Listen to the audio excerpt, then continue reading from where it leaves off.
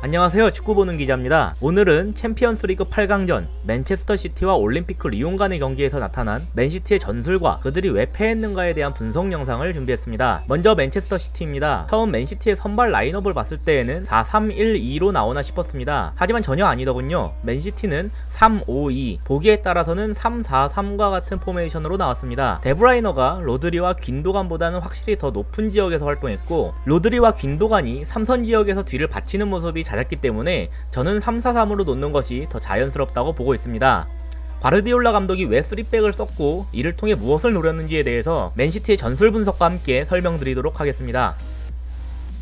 워커는 지금까지 맨시티 전술에서 풀백으로 출전했음에도 상황에 따라 센터백, 중앙 미드필더 등의 역할을 함께 수행하는 모습을 보여줬습니다. 그러나 이번 경기 전반전에서는 우측면 윙백의 역할만을 충실히 수행하면서 측면에 머무르는 경우가 많았는데, 이는 본래 그가 4백 체제에서 맡아야 했던 역할들을 우측 센터백으로 출전한 페르난지뉴가 대신했기 때문입니다. 그렇다면 왜 과르디올라 감독은 기존의 전술대로가 아닌 이런 새로운 방식을 택하게 됐을까요? 이를 이해하기 위해서는 먼저 리옹이 유벤투스를 상대했던 경기에서 나타난 모습을 확인할 필요가 있습니다. 16강에서 챔스의 사나이 호날두가 있는 유벤투스를 맞이한 리옹은 한 가지 확실한 공격 컨셉을 들고 나왔습니다. 모든 공격 자원들을 좌측면에 집중시킨다는 것이었죠. 이날 리옹은 맨시티전과 똑같이 3백으로 나왔었는데, 유벤투스전에서 아우아르는 거의 왼쪽 윙포워드라고 봐도 무방했을 수준으로 엄청나게 공격적인 모습을 보였으며, 좌측 윙백 코르네도 아주 높은 위치까지 올라가면서 마찬가지로 상당히 공격적인 모습을 보였습니다. 대신 좌측 센터백이자 좌측 풀백을 함께 볼 수 있는 마르사우가 이 지역을 커버했죠. 과르디올라 감독으로서는 이 점을 신경 쓰지 않을 수 없었습니다. 대놓고 좌측만 공격한다는 그들의 컨셉은 주장 멤피스 데파이의 활약과 함께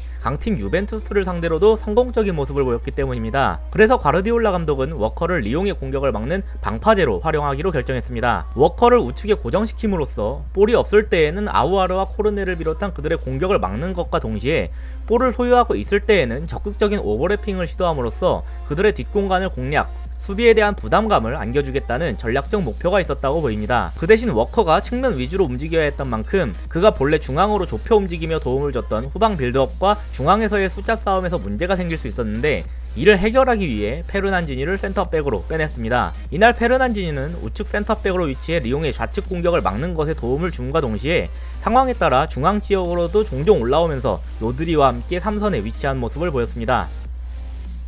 사실 맞춤형 전술이라는 것이 나쁜 건 아닙니다. 특히 여러 지역에서 다양한 역할을 수행할 수 있는 선수들을 다수 보유한 팀이라면 더욱 잘 활용할 수 있습니다. 변화를 통해 상대방의 강점을 없앨 수 있다는 것은 너무나도 매력적이죠. 문제는 얻는 것이 있다면 반드시 잃는 것도 있다는 겁니다. 결국 맞춤형 전술을 통해 상대방의 강점을 없애는 것이 더 큰가, 아니면 그로 인해 잃게 될 나의 강점이 더 큰가를 면밀히 계산할 필요가 있습니다. 맨시티는 이 변화를 통해 리옹의 좌측 공격력을 약화시키는 것에 성공했으나 데브라이너의 공격력을 잃었습니다.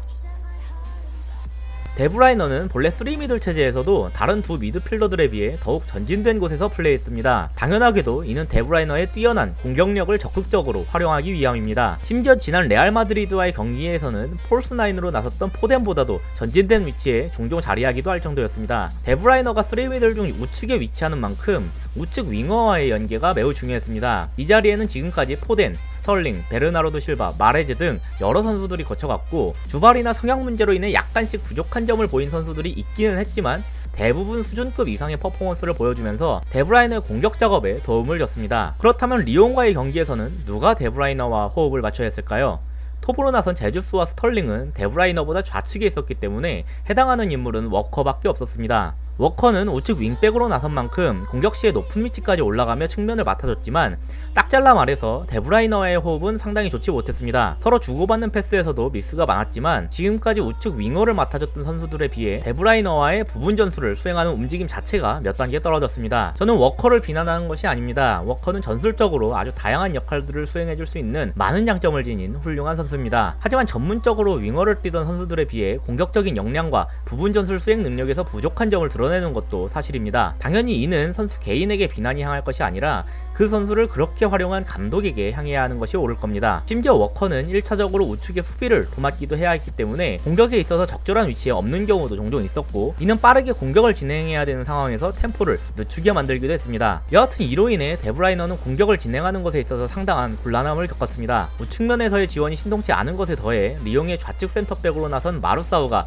그를 철저하게 마크했던 것도 한몫했습니다. 마르사우는 데브라이너가 간혹 너무 깊은 위치까지 내려가는 등 자신이 마크하기 힘든 상황이 올 경우에는 반드시 동료에게 마크하라고 크게 외치는 등 전반전 내내 괴롭혔는데, 이 두 가지 이유로 인해 데브라이너는 이렇다 할 영향력을 발휘할 수 없었습니다. 문제는 공격력 약화에서 그치지 않았습니다. 레알 마드리드전에서도 잘 나타났듯이 맨시티는 최전방에서부터 수비했을 때 가장 단단한 모습을 보여줍니다. 당연히 이는 전방에 많은 숫자가 투입됐을 때 가능한 일이죠. 뒷공간 침투 한 번에 위기를 맞이할 가능성도 존재하지만 그걸 향한 롱패스조차 쉽게 허용하지 않을 만큼 강하게 압박했고, 럭키 패스로 매번 위기를 맞을 만큼 맨시티의 수비진이 호락호락하지도 않았기 때문에 지금까지 잘 먹혔습니다. 하지만 이번에는 전방 압박 숫자가 너무 적었습니다. 덕분에 리옹은 후방에서 빌드업할 때 별다른 방해를 받지 않았습니다. 그리고 이는 리옹의 공격 전술과 엮이면서 맨시티에게 아주 치명적으로 다가왔습니다. 리옹은 3백으로 나왔지만 공격 시에는 마치 4백처럼 변형됐습니다. 이는 데브라이너의 마크맨이자 센터백과 좌측 풀백이 모두 가능한 마르사우의 존재가 있기 때문에 가능했는데, 그가 좌측 풀백으로 넓게 벌리고 기마랑스가 홀딩 미드필더로 들어오는 형태를 취했습니다. 이 덕분에 본래 윙포워드로 뛰던 좌측 윙백 호르네가 높은 지역까지 올라가 공격적인 역할을 수행할 수 있었습니다. 이는 앞에서 말했듯 유벤투스전에서도 나타났던 모습이기도 했죠. 다만 아우아르는 유벤투스전에 비해 확연히 아래에서 수비적인 역할을 수행했다는 점에서 차이점이 있었습니다. 그리고 에칸비와 데파이의 투톱이었지만 사실상 에칸비가 중앙 공격수처럼 움직이고 데파이가 코르네와 에칸비 사이에 껴있는 것 같은 하프 스페이스 부분에 위치하면서 균열을 파고들겠다는 식의 움직임을 보였습니다. 리옹은 공격 자원들을 좌측에 밀집시켜놓고 이 지역으로 적극적으로 긴 패스를 찔러 넣어 수적 우세를 통해 세컨볼을 탈취한 후 빠르게 공격에 방점을 짓는 다이렉트한 방식을 활용했습니다. 빌드업을 건너뛰긴 하지만 전력적으로 확실히 열세라고 평가받는 데다 화려한 맨시티의 중원을 상대로 택하기에는 좋은 방식이었죠. 결국 이는 리옹의 좌측 위주의 공격을 펼칠 것이라는 경기 전 예측과 맞아떨어지는 모습이었고, 과르디올라 감독의 대비책이 빛을 발해야 했지만 결국 그러지 못했는데 리옹의 선취골 장면과 함께 이어가도록 하겠습니다. 먼저 리옹의 후방 빌드업 상황입니다. 마르셀로가 볼을 잡자 제주스가 기마랑스에게 향하는 패스키를 차단하는 방향으로 압박을 가하는 모습을 확인할 수 있습니다. 거리가 약간 떨어져 있긴 했지만 스털링은 또 다른 센터백인 디나이어를 잡고 있었고, 데브라이너는 마르사우를 압박하고 있었습니다. 별다른 선택지가 없었던 마르셀로가 다시 골키퍼에게 볼을 넘겼습니다. 여기에서 제주스는 선택의 기로에 놓입니다. 기마랑스를 압박할 것인지 마르셀로를 압박할 것인지였죠. 이 상황은 뒤에 미드필더들도 모두 보고 있었습니다. 그래서 로드리와 긴도간도 기마랑스에게 볼이 투입될 때 압박을 가할 수 있는 위치까지 올라왔습니다. 그리고 로드리가 올라가면서 자유롭게 된 아우아르를 견제하기 위해 센터백인 페르난지뉴가 상당 부분 올라왔죠. 제주스는 최종적으로 중앙에 있는 기마랑스에게 압박을 가하는 것으로 선택했고, 골키퍼는 자연스럽게 자유로워진 마르셀로에게 다시 패스를 건넵니다. 기마랑스에게 제주스가 붙었으니 그를 압박할 필요성이 사라진 귄도간과 로드리는 각각 하케레와 아우아르에게 붙으러 갔습니다. 이때 데브라이너가 마르셀로가 편하게 볼을 소유하지 못하게끔 압박을 가하러 나갑니다. 이렇게만 보면 전방 압박이 잘 되고 있는 것 같아 보이기도 합니다. 하지만 리옹은 애초에 짧은 패스를 통한 빌드업을 할 생각이 없었기 때문에 자유롭게 패스를 보내줄 수 있는 자원이 하나만 있었어도 크게 상관이 없었습니다. 마르사우는 압박으로부터 자유로웠고 여기에 패스를 보내줍니다. 마르사우가 미드필더 서드 지역까지 무리 없이 볼을 운반하자 이번엔 로드리가 고민에 빠집니다. 여기에서 자신이 아우아르를 버리고 마르사우를 압박하러 가야 하는지에 대한 것이죠. 측면을 막아줘야 할 워커는 이미 높은 지역까지 오버래핑한 코르네를 잡고 있었기 때문에 도움을 받을 수 없는 상황이었습니다. 이때 흥미로운 것은 에칸비의 모습이었습니다. 에칸비는 로드리가 아우아르와 마르사우의 움직임에 의해 측면 지역으로 빠지자 그 사이의 공간에서 볼을 받을 수 있게끔 밑으로 내려오려고 했습니다.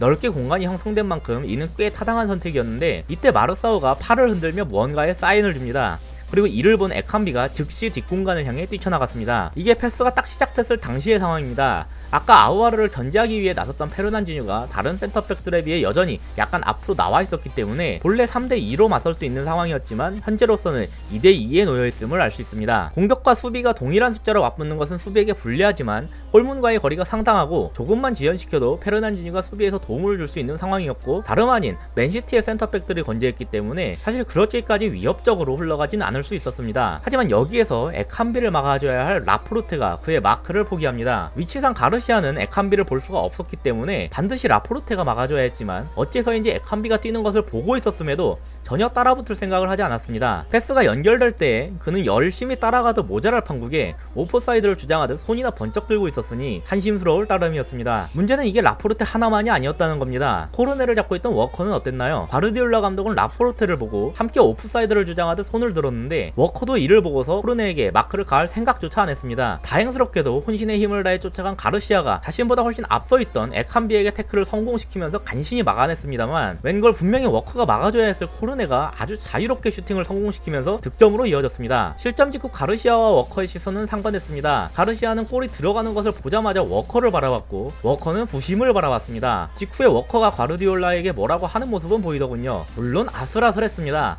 그런데 주심이 휘슬을 불었나요? 아니면 부심이 깃발이라도 들었나요? 도대체 뭘 믿고 이렇게 안일하게, 그것도 챔피언스리그 8강 단판전에서 이런 태도를 보였는지 도저히 이해할 수가 없었습니다. 충분히 막을 수 있는 상황에서 자기들 마음대로 판단해 수비를 포기한 이 장면은 작년에도 봤습니다. 손흥민 선수가 터치라인에서 끝까지 볼을 살려내며 득점으로 연결시켰던 것이 떠올랐습니다. 데브라이너 선수가 경기 후 인터뷰에서 매번 같은 이야기를 보는 것 같다, 선수들의 실수를 줄여야 한다는 등 지금까지에 비해 아주 강도 높은 말들을 했었는데 이 실점 장면 하나만으로도 그 정도면 보살 수준이었다고 평할 수 있겠습니다. 먼저 과르디올라 감독은 전반 38분쯤부터 데브라이너와 스털링의 위치를 바꿨습니다. 이날 전반전 맨시티의 가장 위협적이었던 움직임은 좌측이었는데 칸셀로, 귄도간, 스털링의 연계가 꽤 훌륭했고 특히 스털링의 하프 스페이스로 빠져들어가는 움직임을 베나이어가 상당히 많이 놓치면서 매우 위험한 지역까지 침투를 허용시키곤 했습니다. 이 변화 덕분에 데브라이너는 마르사우의 마크로부터 벗어날 수 있었으며 개인 능력이 매우 뛰어난 스털링은 측면에서의 지원이 없이 혼자의 힘만으로도 기회를 만들어낼 수 있었기 때문에 꽤 효과적이었습니다. 하지만 그래도 여전히 3백 체제에서의 공격력은 부족했고 결국 과르디올라 감독은 페르난지뉴를 마레즈로 교체하면서 기존의 4백 체제로 돌아갔습니다. 스털링이 다시 왼쪽으로 돌아갔고 데브라이너가 공격형 미드필더 자리에 위치한 4-2-3-1과 같은 모습이었습니다. 데브라이너는 이선 전반에 영향을 끼치긴 했으나 그 중에서도 좌측에서 많많이 머물렀는데 이는 적극적으로 오버래핑하는 칸셀로와 컬링으로부터 위협적인 장면이 자주 나왔기 때문으로 보입니다. 결국 이 변화와 좌측으로 집중한 공격 덕분에 68분경 스털링의 도움을 받은 데브라이너가 소중한 동점골을 기록할 수 있었습니다. 하지만 이후 리디 가르시아 감독이 꺼낸 교체 카드들로 인해 상황은 다시 한번 반전되는데 먼저 실점 직후 기마랑스가 멘데스로 교체됐습니다. 카드는 자주 받아도 수비적인 부분에서 크게 기여할 수 있는 멘데스를 투입하면서 데브라이너에 대한 대인마크를 지시했습니다. 데브라이너는 공격형 미드필더 자리로 옮기면서 프리하게 움직였는데 멘데스가 투입되면서 전반전의 마르사우처럼 항상 붙어다니는 마크맨을 다시금 안게 되었습니다. 이어서 두 장의 교체가 이뤄지는데 우측 풀백인 뒤부아가 테테로, 좌측 톱인 데파이가 덴벨레로 교체됐습니다. 이 교체가 의미하는 바는 꽤 명확했는데 뒤부아보다 수비적인 부분에서 조금 더 강점을 지닌 테테를 투입함으로써 맨시티의 공격을 막아낸과 동시에 좌측에서 강점을 발휘하던 데파이를 빼고 우측에 덴벨레를 투입함으로써 이제부턴 우측 위주로 공격하겠다는 의도였습니다. 워커에 비해 칸셀로가 상당히 높은 지역까지 오버래핑했기 때문에